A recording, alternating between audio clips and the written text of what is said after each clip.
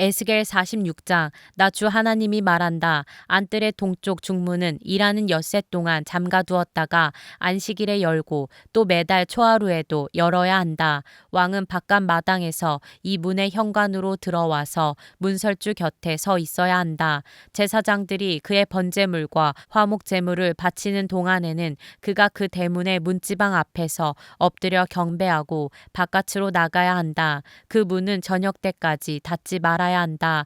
이 땅의 백성도 안식일과 매월 초하루에는 이 문 어귀에서 주 앞에 엎드려 경배해야 한다. 왕이 안식일에 주께 바쳐야 할 번제물은 흠없는 어린 양 6마리와 흠없는 수양 1마리이다.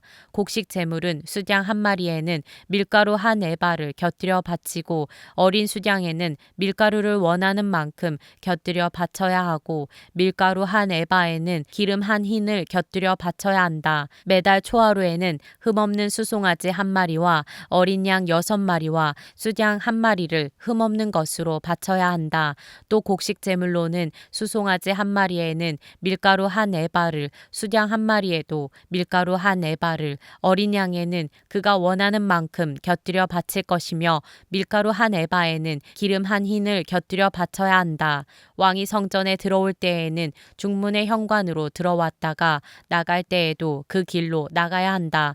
그러나 이 땅의 백성이 성회 때에 주 앞에 나아올 경우에는 북쪽 문으로 들어와서 경배한 사람은 남쪽 문으로 나가고 남쪽 문으로 들어온 사람은 북쪽 문으로 나가야 한다. 누구든지 들어온 문으로 되돌아 나가서는 안 되며 반드시 똑바로 앞쪽으로 나가야 한다. 백성이 들어올 때에 왕도 그들과 함께 들어왔다가 그들이 나갈 때에 왕도 나가야 한다. 모든 절기와 성회 때에 바칠 곡식 제물은 수송아지 1마리에는 밀가루 1에바를 곁들이고 수양 1마리에도 밀가루 1에바를 곁들이고 어린 수양에는 원하는 만큼 곁들여 바치고 밀가루 1에바에는 기름 1흰을 곁들여 바쳐야 한다. 왕이 스스로 하고 싶어서 번제물이나 화목제물을 주에게 바치려고 하면 그에게 동쪽으로 난 대문을 열어주어야 한다. 그는 안식일에 자신의 번제물이나 화목제물을 바친 것과 같이 하고 밖으로 나간 다음에는 그 문을 닫아야 한다. 또 너는 매일 주에게 1년 된 흠없는 어린 양 하나를 번제물로 바쳐야 한다. 너는 아침마다 그것을 바쳐야 한다. 아침마다 바치는 번제물에는 밀가루 6분의 1 에바와 그것을 반죽할 기름 3분의 1 흰을 곁들여 바쳐야 한다. 이것이 주에게 바치는 곡식 제물로서 영원히 지킬 규례이다. 이렇게 제사장들은 아침마다 어린 양과 곡식 제물과 기름을 준비하여 정규적으로 드리는 번제물로 바쳐야 한다. 나 주 하나님이 말한다. 만일 왕이 자신의 아들 가운데서 어떤 아들에게 유산을 떼어서 선물로 주면 그것은 아들의 재산이 된다. 이런 것은 유산으로서 아들의 재산이 된다. 그러나 만일 왕이 어떤 신하에게 유산을 떼어서 선물로 주면 그것은 희년까지만 그 신하의 소유가 되고 희년이 지나면 왕에게로 되돌아간다. 왕의 유산은 그의 아들들의 것으로서 오직 그들의 차지가 되어야 한다. 왕은 백성의 유산을 빼앗고 그들을 폭력으로 내쫓아서 그들의 유산을 차지해서는 안 된다. 왕은 자신의 재산만을 떼어서 자식들에게 유산으로 나누어 주어야 한다. 그래서 내 백성 가운데서는 아무도 자신의 재산을 잃고 멀리 흩어져 다니는 일이 없게 하여라.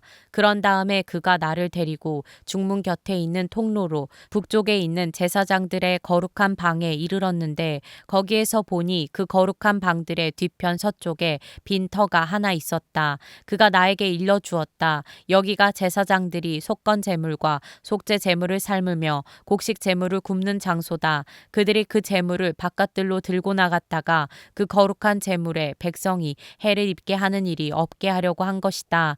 또 그가 나를 바깥들로 데리고 나가서 그들의 내 구석으로 나를 데리고 다녔는데 보니 구석마다 뜰이 하나씩 있었다. 그 뜰의 내 구석에는 담으로 둘린 작은 뜰들이 있었고 그 길이는 40자요 너비는 30자였다. 이렇게 내 뜰의 크기가 같았다. 그 작은 넷들에는 돌담이 둘러쳐 있었고 그 돌담 밑으로 돌아가며 고기를 삶는 솥이 걸려 있었다. 그가 내게 일러주었다. 이곳은 성전에서 시중드는 사람들이 백성의 희생 제물을 삶는 부엌이다. 에스겔 47장. 그가 나를 데리고 다시 성전 문으로 갔는데 보니 성전 정면이 동쪽을 향하여 있었는데 문지방 밑에서 물이 솟아나와 동쪽으로 흐르다가 성전의 오른쪽에서 밑으로 흘러내려가서 제단의 남쪽으로 지나갔다. 또 그가 나를 데리고 북쪽 문을 지나서 바깥으로 나와 담을 돌아서 동쪽으로 난 문에 이르렀는데 보니 그 물이 동쪽 문의 오른쪽에서 솟아나오고 있었다. 그가 줄자를 가지고 동쪽으로 재면서 가다가 천자가 되는 곳에 이르러 나더러 물을 건너보라고 하기에 건너보니 물이 발목에까지 올라왔다. 그가 또 재면서 가다가 천자가 되는 곳에 이르러 나더러 물을 건너보라고 하기에 건너보니 물이 무릎까지 올라왔다. 그가 또 재면서 가다가 천자가 되는 곳에 이르러 나더러 물을 건너보라고 하기에 건너보니 물이 허리까지 올라왔다. 그가 또 재면서 가다가 천자가 되는 곳에 이르렀는데 거기에서는 물이 내가 건널 수 없는 강이 되었다. 물이 불어서 헤엄을 쳐서나 건널까 걸어서 건널 수 있는 물은 아니었다. 그가 나에게 말하였다. 사람아, 내가 이것을 자세히 보았느냐? 그런 다음에 그가 나를 강가로 다시 올라오게 하였다. 내가 돌아올 때에는 보니 이미 강의 양쪽 언덕에 많은 나무가 있었다. 그가 나에게 일러주었다. 이 물은 동쪽 지역으로 흘러나가서 아라바로 내려갔다가 바다로 들어갈 것이다. 이 물이 바다로 흘러 들어가면 죽은 물이 살아날 것이다. 이 강물이 흘러가는 모든 곳에서는 온갖 생물이 번성하며 살게 될 것이다. 이 물이 사해로 흘러 들어가면 그 물도 깨끗하게 고쳐질 것이므로 그곳에도 아주 많은 물고기가 살게 될 것이다. 강물이 흘러가는 곳이면 어디에서나 모든 것이 살 것이다. 그때에는 어부들이 고기를 잡느라고 강가에 늘 늘어설 것이다. 어부들이 엔게디에서부터 에네글라임에 이르기까지 어디에서나 그물을 칠 것이다. 물고기의 종류도 지중해에 사는 물고기의 종류와 똑같이 아주 많아질 것이다. 그러나 사해의 진펄과 개펄은 깨끗하게 고쳐지지 않고 계속 소금에 절어 있을 것이다. 그 강가에는 이쪽이나 저쪽 언덕에 똑같이 온갖 종류의 먹을 과일 나무가 자라고 그 모든 잎도 시들지 않고 그 열매도 끊이지 않을 것이다. 나무들은 달마다 새로운 열매를 맺을 것인데 그것은 그 강물이 성소에서부터 흘러나오기 때문이다. 그 과일은 사람들이 먹고 그 잎은 약재로 쓸 것이다. 나 주 하나님이 말한다. 너희가 이스라엘의 12지파에 따라서 유산으로 나누어 가져야 할 땅의 경계선은 다음과 같다. 요셉은 두 몫이다. 나머지 지파들은 그 땅을 서로 똑같이 유산으로 나누어 가져야 한다. 그 땅은 내가 너희의 조상에게 주기로 맹세하였으므로 그 땅을 이제 너희가 유산으로 차지하게 될 것이다. 그 땅의 북쪽 경계선은 다음과 같다. 지중해에서 헤들론을 거쳐 르모하맛에 이르렀다가 스닷, 브로다 시브라임에 이른다. 시브라임은 다마스쿠스 지역과 하맛 지역의 중간에 있다. 거기에서 하우란의 경계선에 있는 하셀 핫디고네까지 이른다. 이렇게 북쪽 경계선은 지중해에서 동쪽으로 하살 에노네까지 이르는데 다마스쿠스와 하맛에 접경하고 있다. 이것이 북쪽 경계선이다. 동쪽은 하우란과 다마스쿠스 사이에서 시작하여 길르앗과 이스라엘 땅 사이의 경계인 요단강을 따라 멀리 사해의 다마레까지 이른다. 이것이 동쪽 경계선이다. 남쪽은 다말에서 시작하여 무리복 가데스의 샘을 지나 이집트 시내를 거쳐 지중해에 이른다. 이것이 남쪽 경계선이다. 서쪽 경계선은 지중해이다. 이 바다가 경계가 되어 르보하맛으로 건너편에까지 이른다. 이것이 서쪽의 경계선이다. 이 땅을 너희가 이스라엘의 모든 지파별로 나누어 가져라. 너희는 말할 것도 없고 너희 가운데 거류하는 외국 사람들 곧 너희들 가운데서 자녀를 낳으면서 몸붙여 사는 거류민들도 함께 그 땅을 유산으로 차지하게 하여라.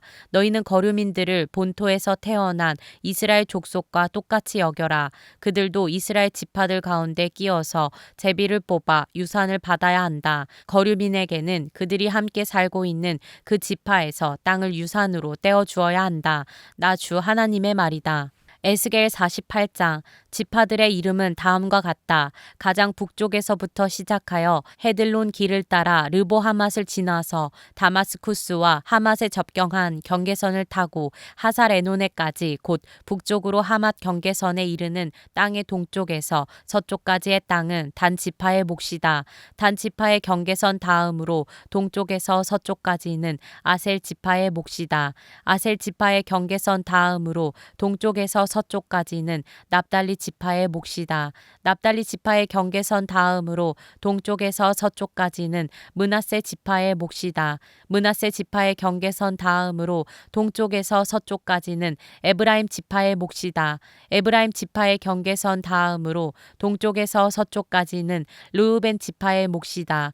르우벤 지파의 경계선 다음으로 동쪽에서 서쪽까지는 유다 지파의 몫이다. 유다 지파의 경계선 다음으로 동쪽에서 서쪽까지는 너희가 거룩하게 바쳐야 할 땅이다. 그 너비는 2만 5천 자이고 그 길이는 다른 지파들의 목과 같이 동쪽에서 서쪽까지이고 그 한가운데 성소를 세워야 한다. 너희가 주께 거룩하게 바쳐야 할 땅은 길이가 2만 5천 자요 너비가 만 자이다. 거룩하게 바친 이 땅은 제사장들에게 주어야 한다. 그들에게 줄 땅은 북쪽으로 길이가 2만 5천 자, 서쪽으로 너비가 만 자, 동쪽으로 너비가 만 자, 남쪽으로 길이가 2만 5천 자이다. 그 한가운데 주의 성소가 있어야 한다. 이 땅은 거룩히 구별된 제사장들 곧 사독의 자손에게 주어야 한다. 그들은 이스라엘 자손이 잘못된 길로 갔을 때에 레위 지파의 자손이 잘못된 길로 간 것처럼 하지 않고 내가 맡겨준 직책을 지킨 사람들이다.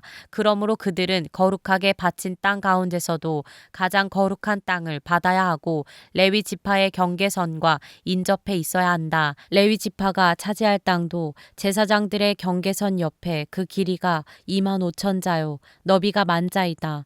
그 전체의 길이는 2만 5천 자요 너비는 2만 자이다. 그들은 이 땅을 팔거나 다른 땅과 바꿀 수가 없고 또 가장 좋은 이 부분을 다른 사람의 손에 넘겨주어서도 안 된다. 그것은 주의 거룩한 땅이기 때문이다. 너비가 5천 자요 길이가 2만 5천 자인 나머지 땅은 성읍을 세울 속된 땅이다. 그 한가운데 있는 땅은 성읍을 세워서 거주지로 사용하고 그 나머지는 빈터로 사용하여라. 그 성읍의 크기는 다음과 같다. 북쪽의 길이도 4,500자, 남쪽의 길이도 4,500자, 동쪽의 길이도 4,500자, 서쪽의 길이도 4,500자이다. 이 성읍 빈터의 크기는 북쪽의 너비가 250자, 남쪽의 너비가 250자, 동쪽의 너비가 250자, 서쪽의 너비가 250자이다. 거룩하게 바친 땅과 인접한 나머지 땅의 길이는 동쪽으로 만자이고 서쪽으로도 만자이다. 그 땅은 거룩하게 바친 땅과 인접하여야 하며 그 농산물은 성읍에서 일하는 사람들의 먹거리가 되어야 한다. 이스라엘의 모든 지파에서 뽑혀와서 성읍에서 일하는 사람들만이 그 땅을 경작할 수가 있다. 거룩하게 바친 땅 전체는 길이도 2만 5천 자요 너비도 2만 5천 자이다. 너희는 이렇게 그 성읍의 소유지를 포함하여 거룩하게 바친 땅을 네모 반듯하게 구별해 놓아야 한다. 거룩하게 구별하여 바친 땅의 양옆과 성읍에 딸린 소유지의 양옆에 있는 나머지 땅은 왕에게 돌아갈 몫이다. 거룩하게 바친 땅 곧 2만 5천 자가 되는 지역에서 동쪽 국경까지와 2만 5천 자가 되는 지역에서 서쪽 국경까지 다른 지파들의 몫과 평행되게 뻗어 있는 나머지 땅이 왕의 몫이다. 거룩하게 구별하여 바친 땅과 성전의 성소가 그 땅의 한가운데 있어야 한다. 그래서 레위 지파의 유산과 성읍에 딸린 소유지는 왕의 소유지의 한가운데 있게 된다. 왕의 소유지는 유다 지파의 경계선과 베냐민 지파의 경계선 사이에 있다. 나머지 지파들이 차지할 땅은 다음과 같다. 동쪽에서 서쪽까지는 베냐민 지파의 몫이다. 베냐민 지파의 경계선 다음으로 동쪽에서 서쪽까지는 시므온 지파의 몫이다. 시므온 지파의 경계선 다음으로 동쪽에서 서쪽까지는 이사갈 지파의 몫이다. 이사갈 지파의 경계선 다음으로 동쪽에서 서쪽까지는 스불론 지파의 몫이다. 스불론 지파의 경계선 다음으로 동쪽에서 서쪽까지는 갓 지파의 몫이다. 갓 지파의 경계선은 남쪽의 국경선이 다말에서부터 시작하여 무리바 가데스 셈에 이르고 거기서 이집트 시내를 따라 지중해에 이른다. 이것이 너희가 제비를 뽑아 유산으로 이스라엘 지파들에게 나누어 주어야 할 땅이다. 이 땅들이 바로 그 지파들의 몫이다. 나 주 하나님의 말이다. 그 성읍의 문들은 다음과 같다. 북쪽 성벽은 너비가 4,500자이다. 이 성읍의 문들은 이스라엘 지파들의 이름에 따라 부른 것이다. 북쪽에 문이 셋 있는데 하나는 르우벤 문, 하나는 유다 문, 하나는 레위 문이다. 동쪽 성벽도 너비가 4,500자이고 문이 셋 있는데 하나는 요셉 문이고 하나는 베냐민 문이고 하나는 단 문이다. 남쪽 성벽도 너비가 4,500자이고 문이 셋 있는데 하나는 시므온 문이고 하나는 이사갈 문이고 하나는 스불론 문이다. 서쪽 성벽도 너비가 4,500자이고 문이 셋 있는데 하나는 갓 문이고 하나는 아셀 문이고 하나는 납달리 문이다. 이렇게 그 둘레가 18,000자이다. 이 성읍의 이름이 이제부터는 여호와 샤마라고 불릴 것이다.